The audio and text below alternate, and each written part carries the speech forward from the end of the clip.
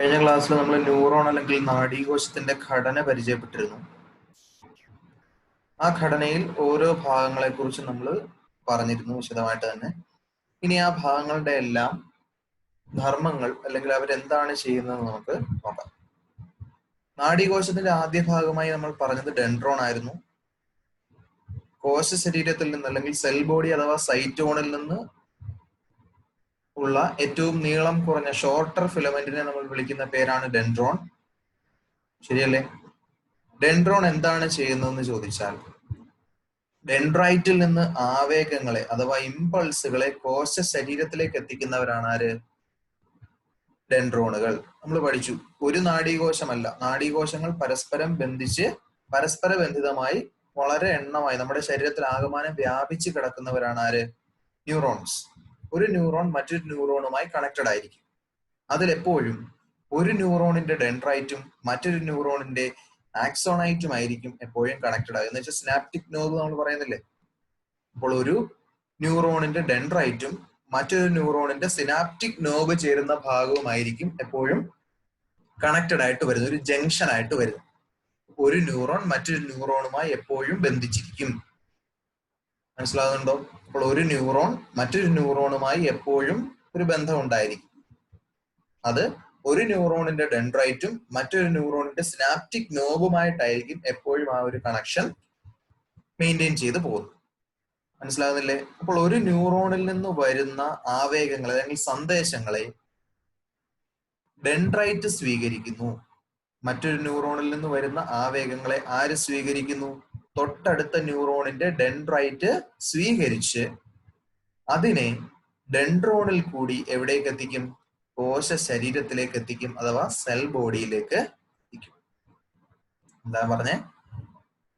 മറ്റൊരു ന്യൂറോണിൽ നിന്ന് വരുന്ന ആവേഗങ്ങളെ തൊട്ടടുത്ത ന്യൂറോണിന്റെ ഡെൻഡ്രൈറ്റുകൾ സ്വീകരിക്കുന്നു, റിസീവ് ചെയ്ത് ഡെൻഡ്രോണിലൂടെ എവിടേക്ക് കൊടുക്കുന്നു?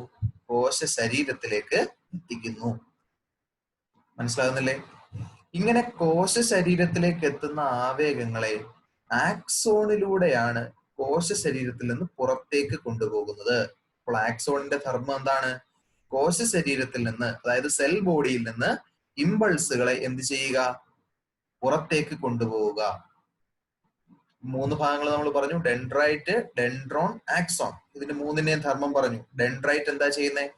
തൊട്ടടുത്ത ന്യൂറോണിൽ നിന്ന് ഇമ്പൾസുകളെ റിസീവ് ചെയ്യുന്നു. ഡെൻഡ്രോൺ എന്താ ചെയ്യുന്നത്? ഡെൻഡ്രൈറ്റ് റിസീവ് ചെയ്ത ഇമ്പൾസുകളെ എവിടേക്ക് എത്തിക്കുന്നു? സെൽ ബോഡിയിലേക്ക് കൊടുക്കുന്നു. ആക്സോൺ എന്താ ചെയ്യുന്നത്? സെൽ ബോഡിയിൽ എത്തി നിൽക്കുന്ന ഇമ്പൾസുകളെ സെൽ ബോഡിയിൽ നിന്ന് അകലേക്ക്, അതായത് ദൂരേക്ക് കൊണ്ടുപോകുന്നു. ഇതാണ് ആര് ചെയ്യുക? ആക്സോൺ ചെയ്യുന്നത്. മനസ്സിലാകുന്നില്ലേ? ആക്സോണിൽ കൂടി ഇങ്ങനെ മുന്നോട്ട് പോകുന്ന അല്ലെങ്കിൽ സഞ്ചരിച്ചു കൊണ്ടിരിക്കുന്ന ആവേഗങ്ങളെ ആക്സോണൈറ്റ് ആണ് എന്ത് ചെയ്യുന്നത്? സിനാപ്റ്റിക് നോബിലേക്ക് എത്തിക്കുന്നത്. അപ്പോൾ ഇമ്പൾസ് പോകുന്നതിന്റെ ആ ഒരു ഡയറക്ഷൻ ഓർത്തിരിക്കുക. ആദ്യം ഡെൻഡ്രൈറ്റ് തന്നെ മറ്റൊരു ന്യൂറോണിൽ നിന്ന് ഡെൻഡ്രൈറ്റ് സന്ദേശങ്ങളെ റിസീവ് ചെയ്യുന്നു. ഡെൻഡ്രൈറ്റിൽ നിന്ന് ഡെൻഡ്രോൺ, ഡെൻഡ്രോണിൽ നിന്ന് സെൽ ബോഡി അല്ലെങ്കിൽ കോശ ശരീരം, കോശ ശരീരത്തിൽ നിന്നും ആക്സോൺ, ആക്സോണിൽ നിന്നും ആക്സോണൈറ്റ് വഴി എവിടെ എത്തുന്നു? സിനാപ്റ്റിക് നോബിലേക്ക് എത്തുന്നു. മനസ്സിലാകുന്നില്ലേ? ഇങ്ങനെയാണ് നാഡീകോശത്തിലൂടെ ആവേഗങ്ങൾ എന്ത് ചെയ്യപ്പെടുന്നത്? സഞ്ചരിക്കുന്നത്. ഈ ഒരു ഓർഡറിലാണ്. മനസ്സിലാകുന്നില്ലേ? എന്തിനു വേണ്ടിയാണ്? അപ്പൊ നമ്മൾ ഈ ആക്സോണിനെ വലയം ചെയ്ത് കാണപ്പെടുന്ന ഒരു പ്രത്യേക കോശങ്ങളെ കുറിച്ച് പറഞ്ഞില്ലേ? ഷ്വാൻ കോശങ്ങൾ, ഷ്വാൻ സെൽസ്. എന്താണ് ഇവയുടെ ധർമ്മം? ഷ്വാൻ സെൽസ് ആക്സോണിനെ ആവർത്തിച്ച് വലയം ചെയ്യുന്നവയാണ്, അല്ലെങ്കിൽ എൻസർക്കിൾ ചെയ്യുന്നവയാണ്. ഈ ഷ്വാൻ സെൽസ് ഇങ്ങനെ എൻസർക്കിൾ ചെയ്തുണ്ടാകുന്ന ഒരു ആവരണം അല്ലെങ്കിൽ ഷീത്തിനെ നമ്മൾ വിളിക്കുന്ന പേരാണ് മൈലിൻ ഷീത്ത്. എന്താണ് മൈലിൻ ഷീത്ത്? ആക്സോണിനെ പൊതിഞ്ഞു കാണപ്പെടുന്ന ആവരണത്തെ, കവറിങ്ങിനെ നമ്മൾ വിളിക്കുന്ന പേരാണെന്ത്? Myelin sheath. It is made of Schwann cells. അപ്പോൾ ഷ്വാൻ കോശങ്ങൾ കൊണ്ട് നിർമ്മിച്ചതാണ് ആര്? Myelin sheath. ഈ മൈലിൻ ഷീത്ത് ആണ് ആരെ പൊതിഞ്ഞു കാണപ്പെടുന്നത്? ആക്സോണുകളെ പൊതിഞ്ഞ് വലയം ചെയ്ത് എൻസർക്കിൾ ചെയ്ത് കാണപ്പെടുന്നത്. മനസ്സിലാകുന്നുണ്ടോ? അപ്പോൾ ആക്സോണുകളെ പൊതിഞ്ഞു കാണപ്പെടുന്ന ലിപ്പിഡ് കണ്ടെയ്നിങ് ആയിട്ടുള്ള കൊഴുപ്പടങ്ങിയ ആവരണമാണ് ആര്? Myelin sheath. ഇത് ഇമ്പോർട്ടന്റ് ആണ്, പഠിച്ചു വയ്ക്കണം. അപ്പോൾ മൈലിൻ ഷീത്ത് എന്ന് പറഞ്ഞാൽ എന്താണ്?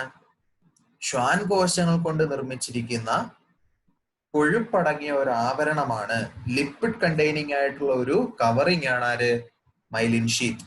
ആക്സോണിനെ പൊതിഞ്ഞ് കാണപ്പെടുന്നു, എൻസർക്കിൾ ചെയ്ത് കാണപ്പെടുന്നു. ഈ കാര്യങ്ങളൊന്ന് ഓർത്ത് വെക്കണം. നമുക്ക് പിന്നീട് അങ്ങോട്ട് പറയാം. ന്യൂറോണിന്റെ സ്ട്രക്ചറിൽ തന്നെ ഏറ്റവും ലാസ്റ്റിലേക്ക് വരുന്ന പോർഷൻ ആണ് സിനാപ്റ്റിക് നോബ്. അതുകൂടി നമുക്ക് ഇനിയും പറയാനുണ്ട്. സിനാപ്റ്റിക് നോബ് എന്ന് പറയുന്നത് ആക്സോണൈറ്റിന്റെ ടിപ്പിൽ കാണുന്ന ടെർമിനൽ ബട്ടൺ അല്ലെ, ടെർമിനൽ ബട്ടൺസ് എന്നറിയപ്പെടുന്ന അല്ലെങ്കിൽ ആക്സോണൈറ്റുകളുടെ അഗ്രഭാഗത്ത് കാണപ്പെടുന്ന ചെറിയ പോർഷനെ പറയുന്ന പേരാണത് സിനാപ്റ്റിക് നോബ്. സിനാപ്റ്റിക് നോബ് എന്താണ് ചെയ്യുന്നതെന്ന് ചോദിച്ചാൽ, ന്യൂറോണിൽ നിന്ന് ആവേഗങ്ങൾ തൊട്ടടുത്ത ന്യൂറോണിലേക്ക് കൈമാറണമല്ലോ. അതിനൊക്കെ സഹായിക്കുന്ന ഒരു രാസവസ്തു ഉണ്ട്. അതിനെ നമ്മൾ വിളിക്കുന്ന പേരാണ് നാഡീയ പ്രേഷകം അഥവാ ന്യൂറോ ട്രാൻസ്മിറ്റേഴ്സ്.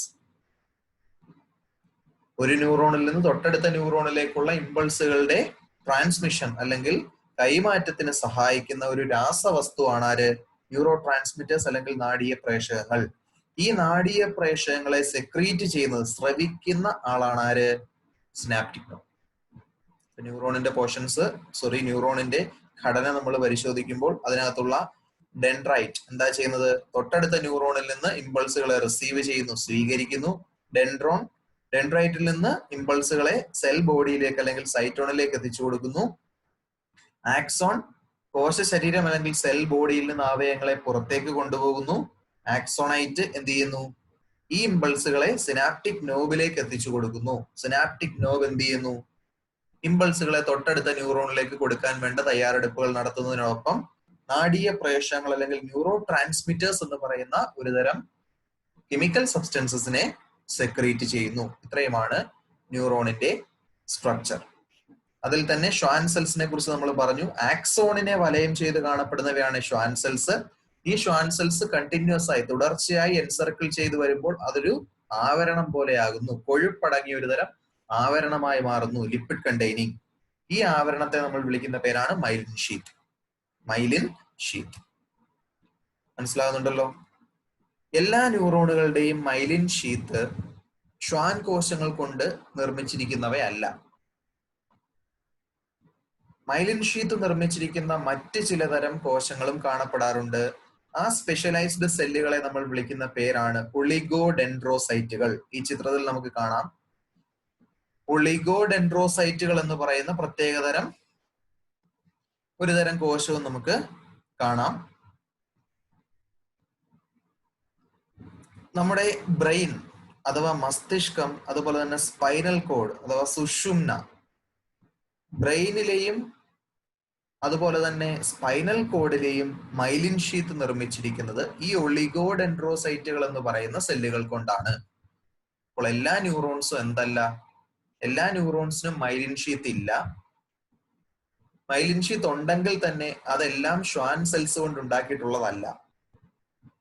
ചിലരുടെ അല്ലെങ്കിൽ ചില ന്യൂറോൺസിന്റെ മൈലിൻ ഷീത്ത് ഷ്വാൻ സെൽസ് കൊണ്ട് ഉണ്ടാക്കിയിരിക്കുന്നു. എന്നാൽ മറ്റു ചിലരുടെ മൈലിൻ ഷീത്ത് ഒളിഗോഡെൻഡ്രോസൈറ്റുകൾ എന്ന് പറയുന്ന സ്പെഷ്യലൈസ്ഡ് സെൽസ് കൊണ്ടാണ് നിർമ്മിച്ചിരിക്കുന്നത്.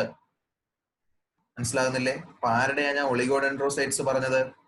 ബ്രെയിൻ, സ്പൈനൽ കോഡ്, മസ്തിഷ്കം, സുഷുമ്ന, നമ്മുടെ തലച്ചോറ്, അതുപോലെ തന്നെ സുഷുമ്ന എന്നീ രണ്ട് ഭാഗങ്ങൾ.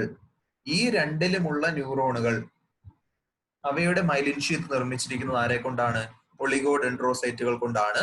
ബാക്കിയുള്ള ന്യൂറോണുകളുടെ എല്ലാം മൈലിൻ ഷീത്ത് നിർമ്മിച്ചിരിക്കുന്നത് ഷ്വാൻ സെൽസ് കൊണ്ടാണ്. മനസ്സിലാകുന്നുണ്ടോ? ഇപ്പൊ മൈലിൻ ഷീത്ത് എന്തായിരുന്നു? മിക്ക ആക്സോണുകളെയും കൊഴുപ്പടങ്ങിയ മൈലിൻ എന്ന് പറയുന്ന ഒരു സ്ഥലം ആവർത്തിച്ച് വലയം ചെയ്തിരിക്കുന്നു. ഇതിനെ നമ്മൾ മൈലിൻ ഷീത്ത് എന്ന് പറയുന്നു. Most of the axons are continuously encircled by a lipid containing membrane called myelin sheath.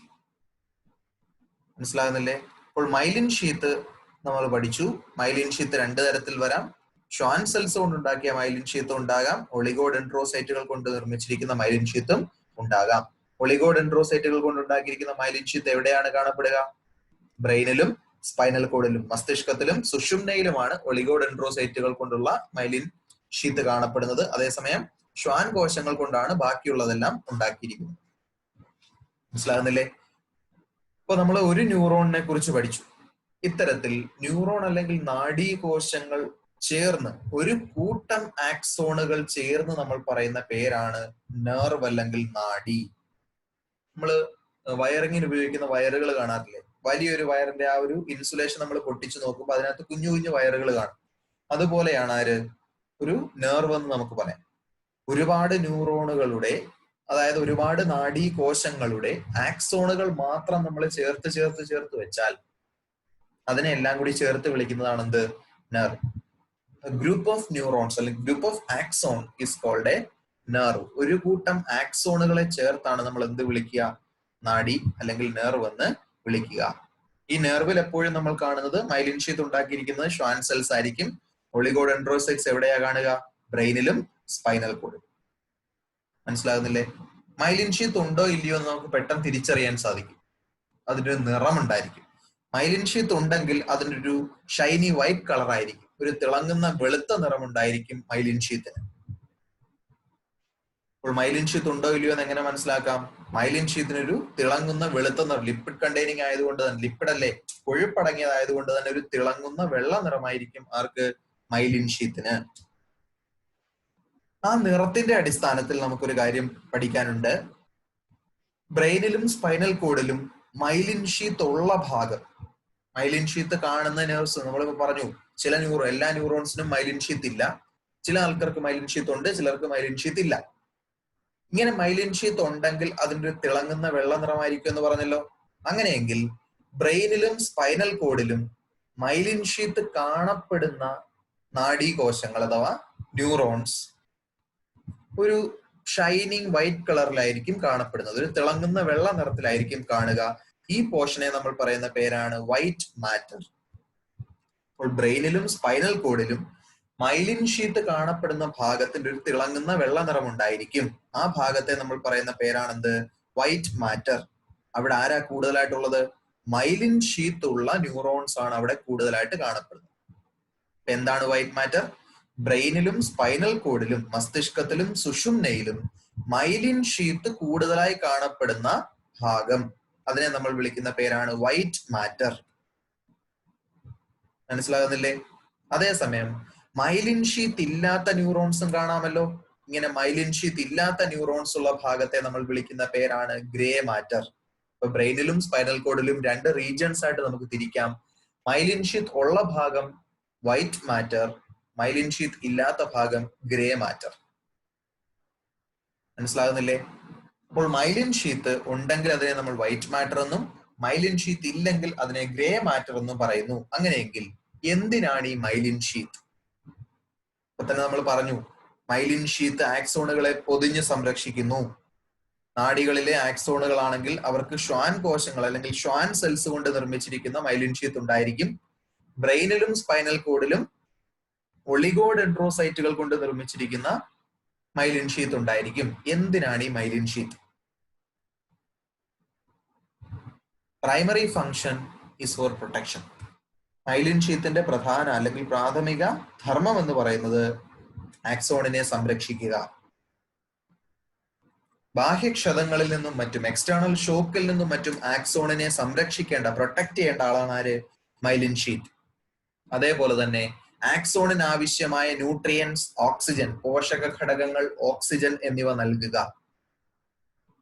അതേപോലെ തന്നെ ആവേഗങ്ങൾ അഥവാ ഇമ്പൾസുകളുടെ വേഗത വർദ്ധിപ്പിക്കുക, ഇമ്പൾസസിന്റെ സ്പീഡ് വർദ്ധിപ്പിക്കുക. അതേപോലെ തന്നെ act as an electric insulator, വൈദ്യുത ഇൻസുലേറ്റർ ആയി പ്രവർത്തിക്കുക. ഇതൊക്കെയാണ് ആരുടെ ധർമ്മം? മൈലിൻ ഷീത്തിന്റെ ധർമ്മം. മൈലിൻ ഷീത്ത് ഉണ്ടെങ്കിൽ മറ്റ് ന്യൂറോൺസിനേക്കാൾ ഇവ പ്രൊട്ടക്റ്റഡ് ആയിരിക്കും, ബാഹ്യക്ഷതങ്ങളിൽ നിന്ന് സംരക്ഷിക്കപ്പെടുന്നതാണ്. അതേപോലെ തന്നെ ആക്സോണിന് ആവശ്യമായ ന്യൂട്രിയൻസ്, ഓക്സിജൻ ഇതൊക്കെ കൊടുക്കുന്നത് മൈലിൻ ഷീത്ത് ആണ്. മൈലിൻ ഷീത്ത് ഉള്ള ന്യൂറോൺസിൽ കൂടെയുള്ള ഇമ്പൾസുകൾക്ക് വേഗത കൂടുതലായിരിക്കും. ആ വേഗത കൂട്ടാൻ സഹായിക്കുന്നത് മൈലിൻ ഷീത്ത് ആണ്. അതേപോലെ തന്നെ it act as an electric insulator, വൈദ്യുത ഇൻസുലേറ്റർ ആയി പ്രവർത്തിക്കുന്നു. ഇതൊക്കെ ആരാണ്? മൈലിൻ ഷീത്തിന്റെ ധർമ്മങ്ങളാണ്, ഫങ്ഷൻസ് ആണ്. മനസ്സിലാകുന്നില്ലേ?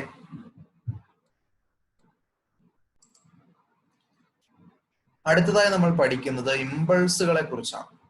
നേരത്തെ തന്നെ പറഞ്ഞിരുന്നു, സന്ദേശങ്ങൾ ഇലക്ട്രിക് ഇമ്പൾസുകൾ, വൈദ്യുത ആവേഗങ്ങളായിട്ടാണ് ന്യൂറോണുകളിൽ കൂടി സഞ്ചരിക്കുന്നത് നമ്മൾ പറഞ്ഞിരുന്നല്ലോ. അങ്ങനെയെങ്കിൽ എങ്ങനെയാണ് ഈ സന്ദേശങ്ങൾ രൂപപ്പെടുന്നത്? ഈ ചിത്രം നമ്മൾ വ്യക്തമായിട്ട് ശ്രദ്ധിക്കണം. ഈ ചിത്രത്തിൽ കാണുന്നതനുസരിച്ച് ഇതൊരു ഏറ്റവും മുകളിൽ കാണുന്ന ചിത്രം ഒരു നാഡീകോശത്തിൻ്റെതാണ്. നമ്മൾ പഠിച്ചു നാഡീകോശത്തിന്റെ ഘടനയെല്ലാം ഇതിനകത്തുണ്ട്. ഈ ഘടന അനുസരിച്ച് ഈ നീളം കൂടിയ തന്തു അല്ലെങ്കിൽ ഫിലമെന്റിനെ നമ്മൾ ആക്സോൺ എന്ന് വിളിക്കും. ഈ ആക്സോണിന്റെ ഒരു ചെറിയ ഭാഗമാണ് ഈ താഴത്തെ ചിത്രത്തിൽ കൊടുത്തിരിക്കുന്നത്. ആ ഭാഗം തന്നെ താഴേക്ക് തന്നിട്ടുണ്ട്. അപ്പോൾ ഈ ചിത്രം നമ്മൾ വ്യക്തമായിട്ട് ശ്രദ്ധിക്കണം.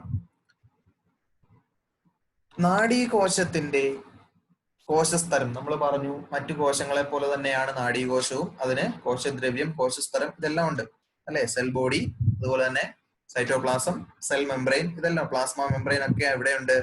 ന്യൂറോണിലും കാണപ്പെടാറുണ്ട്. അങ്ങനെയെങ്കിൽ ആ ന്യൂറോണിന്റെ ഒരു ആക്സോൺ, ന്യൂറോണിലെ ആക്സോണിന്റെ ഒരു ചെറിയ ഭാഗമാണ് ഇവിടെ കാണിച്ചിരിക്കുന്നത്. ഫിഗർ 1.2a ശ്രദ്ധിക്കുക.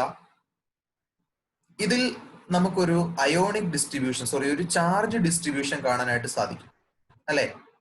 പോസിറ്റീവ്, നെഗറ്റീവ് എന്നീ ചാർജുകൾ ഇവിടെ വിന്യസിച്ചിരിക്കുന്നത് നമുക്ക് കാണാനായിട്ട് സാധിക്കും. നമ്മളപ്പോൾ മനസ്സിലാക്കേണ്ട ഒരു കാര്യം, ഒരു നാഡീകോശത്തിന്റെ ഘടന നമ്മൾ പഠിക്കുമ്പോൾ അതിനകത്ത് മനസ്സിലാക്കേണ്ട ഒരു കാര്യമുണ്ട്. നാഡീകോശത്തിന്റെ പ്ലാസ്മ മെംബ്രെയിന് പുറത്ത് എപ്പോഴും പോസിറ്റീവ് ചാർജ് ആയിരിക്കും, അകത്ത് എപ്പോഴും നെഗറ്റീവ് ചാർജ് ആയിരിക്കും. ആ ചിത്രം ശ്രദ്ധിക്കുക. ന്യൂറോണിന്റെ പ്ലാസ്മ മെംബ്രെയിന് പുറത്ത് എപ്പോഴും പോസിറ്റീവ് ചാർജും അതേസമയം അകത്ത് നെഗറ്റീവ് ചാർജും ആയിരിക്കും. ശരിയല്ലേ? ഇതിന് കാരണം ന്യൂറോണിൽ കാണപ്പെടുന്ന ചില അയോണുകളുടെ വിന്യാസമാണ്. നമ്മൾ രണ്ടു തരം അയോണുകൾ പഠിക്കുന്നുണ്ട്, കാറ്റയോണുകളും ആനയോണുകളും, positive ions and negative ions. ശരിയല്ലേ? K+, Na+ എന്നൊക്കെ പറയുന്ന പലതരത്തിലുള്ള അയോണുകൾ എവിടെ കാണപ്പെടാറുണ്ട്? നാഡീകോശങ്ങളിൽ കാണപ്പെടാറുണ്ട്. ഈ അയോണുകളുടെ വിന്യാസത്തിന്റെ ഫലമായി, വിന്യാസത്തിലുള്ള വ്യത്യാസത്തിന്റെ ഫലമായി പ്ലാസ്മ മെംബ്രെയിന് പുറത്തെപ്പോഴും പോസിറ്റീവ് ചാർജും പ്ലാസ്മ മെംബ്രെയിന് അകത്തെപ്പോഴും നെഗറ്റീവ് ചാർജും നിലനിൽക്കുന്നു. മനസ്സിലാകുന്നില്ലേ? ഇനി അതിന് തൊട്ടടുത്ത ചിത്രം ശ്രദ്ധിക്കുക. ഒരു ഉദ്ദീപനം അല്ലെങ്കിൽ ഒരു സ്റ്റിമുലൈ ഉണ്ടാകുമ്പോൾ ഉദ്ദീപനം ഉണ്ടായ ഭാഗത്തുള്ള ചാർജിന് ഒരു റിവേഴ്സൽ സംഭവിക്കും. എന്ന് വെച്ചാൽ ഉദ്ദീപനം എവിടെയാണോ ഉണ്ടായത് ആ ഭാഗത്തുള്ള പോസിറ്റീവ് അയോണുകൾ പ്ലാസ്മ മെംബ്രെയിന് അകത്തേക്ക് പോവുകയും അകത്തുണ്ടായിരുന്ന നെഗറ്റീവ് അയോണുകൾ പ്ലാസ്മ മെംബ്രെയിന് പുറത്തേക്ക് വരികയും ചെയ്യുന്നു. ശ്രദ്ധിച്ചില്ലേ? അപ്പോൾ ആ ചിത്രം ശ്രദ്ധിക്കുക. ഉദ്ദീപനം അല്ലെങ്കിൽ ഒരു സ്റ്റിമുലൈ ഉണ്ടാകുന്ന സമയത്ത് എന്ത് സംഭവിച്ചു? പുറത്തുണ്ടായിരുന്ന പോസിറ്റീവ് ചാർജ് അല്ലെങ്കിൽ പോസിറ്റീവ് അയോണുകൾ എവിടേക്ക് കയറി? പ്ലാസ്മ മെംബ്രെയിൻ അകത്തേക്ക് കയറുകയും അകത്തുണ്ടായിരുന്ന നെഗറ്റീവ് അയോണുകൾ പുറത്തു ചാടുകയും ചെയ്തു. മനസ്സിലാകുന്നില്ലേ? അപ്പൊ അവിടെ എന്താണ് സംഭവിച്ചത്? ഇത്തരത്തിൽ ഉദ്ദീപിപ്പിക്കപ്പെട്ടപ്പോൾ അവിടെ അയോണുകളുടെ വിന്യാസത്തിൽ ഒരു വ്യത്യാസം ഉണ്ടാകുന്നു. നേരത്തെ പുറത്ത് പോസിറ്റീവും അകത്ത് നെഗറ്റീവും ആയിരുന്നു. എന്നാൽ ഇമ്പൾസ് ഉണ്ടായപ്പോൾ പെട്ടെന്ന് തന്നെ അവിടെ എന്ത് സംഭവിച്ചു? ചാർജ് തിരിഞ്ഞു. എങ്ങനെ? പുറത്തുണ്ടായിരുന്ന പോസിറ്റീവ് ചാർജ് അകത്തേക്കും അകത്തുണ്ടായിരുന്ന പോസിറ്റീവ് ചാർജ് പുറത്തേക്കും മാറിപ്പോയി. ശരിയാണല്ലോ? ഇത് സ്ഥിരമായ ഒരു ചേഞ്ച് അല്ല, ഇതൊരു മൊമെന്ററി ചേഞ്ച് ആണ്. വളരെ നൈമിഷികമായ ഒരു മാറ്റമാണ്, വളരെ ചെറിയ സമയത്തേക്ക് മാത്രമുള്ളതാണ്. ഇങ്ങനെ പെട്ടെന്നൊരു ചേഞ്ച് ഉണ്ടാകുമ്പോൾ അതെന്ത് ചെയ്യും? തൊട്ടടുത്തുള്ള ന്യൂറോണിന്റെ ഭാഗങ്ങളെയും ബാധിക്കും. ഇപ്പൊ ഒരു ബെഞ്ചിൽ 5 പേർക്ക് ഇരിക്കാൻ സാധിക്കുന്നു എന്ന് വിചാരിക്കുക. ആറാമത് ഒരാൾ കൂടി അവിടേക്ക് വന്നിരിക്കുമ്പോൾ ആ ബെഞ്ചിൽ ഒരു ചേഞ്ച് നേരത്തെ ഉണ്ടായ കണ്ടീഷൻ അല്ലല്ലോ. അതേപോലെയാണ് ന്യൂറോണിൽ എല്ലായിടത്തും പുറമെ എല്ലാം പോസിറ്റീവ് ചാർജും അകമേ എല്ലാം നെഗറ്റീവ് ചാർജുമായിട്ട് ഒരു ഇക്വിലിബ്രിയം കണ്ടീഷൻ ഉണ്ടായിരുന്നു, ഒരു സന്തുലിതാവസ്ഥ ഉണ്ടായിരുന്നു. എന്നാൽ ഒരു ഉദ്ദീപനം അല്ലെങ്കിൽ ഇമ്പൾസ് ഉണ്ടായ സമയത്ത്, ഒരു സ്റ്റിമുലൈ ഉണ്ടായ സമയത്ത് എന്ത് സംഭവിച്ചു? ഈ ചാർജിന് അല്ലെങ്കിൽ ചാർജിന്റെ വ്യത്യാസത്തിന് ഒരു വ്യതിയാനം സംഭവിച്ചു. പുറത്തുണ്ടായിരുന്ന പോസിറ്റീവ് ചാർജുകൾ അകത്തേക്കും അകത്തുണ്ടായിരുന്ന നെഗറ്റീവ് ചാർജ് പുറത്തേക്കും പോയി. ഈ നൈമിഷികമായ അല്ലെങ്കിൽ ദിസ് മൊമെന്ററി ചേഞ്ച്, ഈ ഒരു മൊമെന്ററി ചേഞ്ച് എന്തുണ്ടാക്കി? ന്യൂറോണിന്റെ തൊട്ടടുത്തുള്ള ഭാഗങ്ങളെയും ഉദ്ദീപിപ്പിക്കുന്നു. മനസ്സിലാകുന്നില്ലേ? അപ്പോൾ നേരത്തെ ഈ ചിത്രം, രണ്ടാമത്തെ ചിത്രത്തിൽ കാണുന്നത് ഇപ്പോൾ പുറമെ നെഗറ്റീവും അകത്ത് പോസിറ്റീവും ആണ്. ഈ ചേഞ്ച് തൊട്ടടുത്തുള്ള ഭാഗത്തെ ബാധിക്കുമ്പോൾ അവിടെയും ഇതേ ചാർജ് ഡിഫറൻസ് സംഭവിക്കും. എന്ന് വെച്ചാൽ അവിടെയുള്ള പോസിറ്റീവ് ചാർജ് എന്ത് ചെയ്യും? അകത്തേക്ക് വരും, നെഗറ്റീവ് ചാർജ് പുറത്തേക്ക് പോകും. അതേസമയം തന്നെ മുൻപുണ്ടായിരുന്ന ഭാഗത്തെ ചാർജുകൾ എങ്ങനെയാകും? പൂർവ്വസ്ഥിതിയിലേക്ക് പോകും. എന്ന് വെച്ചാൽ അകത്തേക്ക് കയറി വന്ന പോസിറ്റീവ് തിരിച്ച് പുറത്തു പോകും, പുറത്തേക്ക് പോയ നെഗറ്റീവ് തിരിച്ച് അകത്ത് കയറും. മനസ്സിലാകുന്നുണ്ടോ? അപ്പൊ ഇവിടെ എന്താണ് സംഭവിച്ചതെന്ന് ചോദിച്ചാൽ, പ്ലാസ്മ മെംബ്രെയിന് പുറത്തെപ്പോഴും പോസിറ്റീവ് ചാർജും അകത്തെപ്പോഴും നെഗറ്റീവ് ചാർജും ആയിരിക്കും. എന്നാൽ ഒരു ഇമ്പൾസ് ഉണ്ടാകുമ്പോൾ, ഉദ്ദീപിക്കപ്പെടുമ്പോൾ ആ ഭാഗത്ത് അയോണുകളുടെ വിന്യാസം അല്ലെങ്കിൽ ഡിസ്ട്രിബ്യൂഷനിൽ ഒരു വ്യത്യാസം, ഡിഫറൻസ് ഉണ്ടാകുന്നു. അപ്പൊ എന്ത് സംഭവിക്കും? പ്ലാസ്മ മെംബ്രെയിന് പുറത്ത് നെഗറ്റീവ് ചാർജും അകത്ത് പോസിറ്റീവ് ചാർജുമായിട്ട് മാറുന്നു. ഈ മൊമെന്ററി ചേഞ്ച് മൂലം ഉണ്ടാകുന്ന ഒരു ഉദ്ദീപനം തൊട്ടടുത്ത ന്യൂറോണിന്റെ അല്ലെങ്കിൽ തൊട്ടടുത്ത ഭാഗങ്ങളിലേക്കും പ്രവഹിക്കുകയും അതെന്തായി മാറുന്നു? ഒരു ഇലക്ട്രിക് ഇമ്പൾസ് ആയി, ഒരു ചാർജ് വ്യതിയാനമായിട്ട് ഒരു ഇലക്ട്രിക് ഇമ്പൾസ് ആയി ഒരു ന്യൂറോണിൽ മുഴുവനായി സഞ്ചരിക്കുകയും ചെയ്യുന്നു. മനസ്സിലാകുന്നില്ലേ? അപ്പോൾ ഇതൊരു വൈദ്യുത പ്രവാഹമായിട്ടാണ് ഈ രീതിയിൽ ഒരു ന്യൂറോണിൽ കൂടി സന്ദേശങ്ങൾ പ്രവഹിക്കുന്നത്. അപ്പോൾ ഈ രീതിയിൽ നാഡീകോശത്തിലൂടെ എന്ത് ചെയ്യപ്പെടുന്നു? നാഡീയ ആവയവങ്ങൾ അല്ലെങ്കിൽ ഇമ്പൾസുകൾ പ്രേഷണം ചെയ്യപ്പെടുന്നു അല്ലെങ്കിൽ ട്രാൻസ്മിറ്റ് ചെയ്യപ്പെടുന്നു. ഇത് വളരെ ഇമ്പോർട്ടന്റ് ആയിട്ടുള്ള ഒരു പോർഷൻ ആണ്. ഈ ചിത്രങ്ങളെല്ലാം വളരെ വ്യക്തമായിട്ട് തന്നെ ശ്രദ്ധിച്ചു വേണം ഇത് നമ്മൾ പഠിക്കാൻ. മനസ്സിലാകുന്നില്ലേ? അപ്പോൾ ഈ രീതിയിൽ വൈദ്യുത പ്രവാഹമായ ഒരു ഇലക്ട്രിക് ഇമ്പൾസുകളായിട്ടാണ് എപ്പോഴും നാഡീയ ആവേഗങ്ങൾ സഞ്ചരിക്കുന്നത്.